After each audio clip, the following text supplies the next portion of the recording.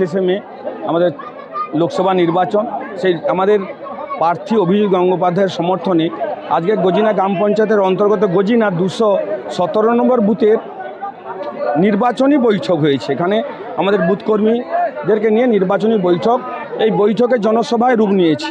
দেখলাম বহু মানুষের ঢল। এটা আমাদের প্রমাণ করে যে প্রত্যেকটা বুথ থেকে আমরা লিড পাবো।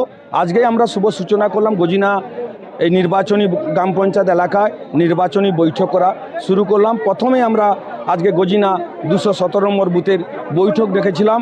আপনারা তো দেখলেন উপচে পড়া ভিড়, এখানে মানুষ এত উপস্থিত হয়েছে। আরও মানুষ আমাদের সাথে যোগাযোগ রাখছে।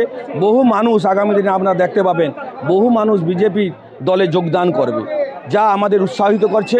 আগামী 2024 সালের লোকসভা নির্বাচনে আমরা গজিনা গ্রাম পঞ্চায়েত থেকে মিনিমাম 5000-এরও বেশি লিড করতে পারবো আশা রাখছি। এবং সেই সাথে আপনাদেরকে স্মরণ করে রাখছি, মিলিয়ে দেখবেন এই গজিনা গ্রাম থেকেই 1000-এরও বেশি ভোটে আমরা লিড করব।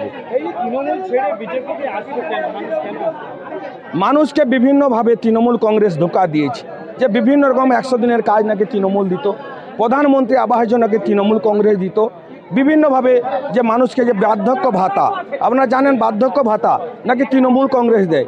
যেই বার্ধক্য ভাতার 1000 টাকার 800 টাকা কেন্দ্র সরকার দেয় আর 200 টাকার রাজ্য সরকার দেয়। বিভিন্নভাবে মানুষকে ধোঁকা দিয়েছে, ভয় দেখিয়েছে যে তোমার বার্ধক্য ভাতা কেটে দেবো, তোমার প্রধানমন্ত্রী আবাস যোজনার বাড়ি দেবো না, তোমাকে 100 দিনের কাজে নেওয়া হবে না।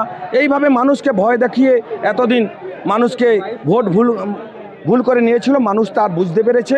আমরা আগামী দিনে ভালো আরও আমাকে বিশ্বাস করেছে এবং বিজেপির পক্ষে সবাই এসেছি।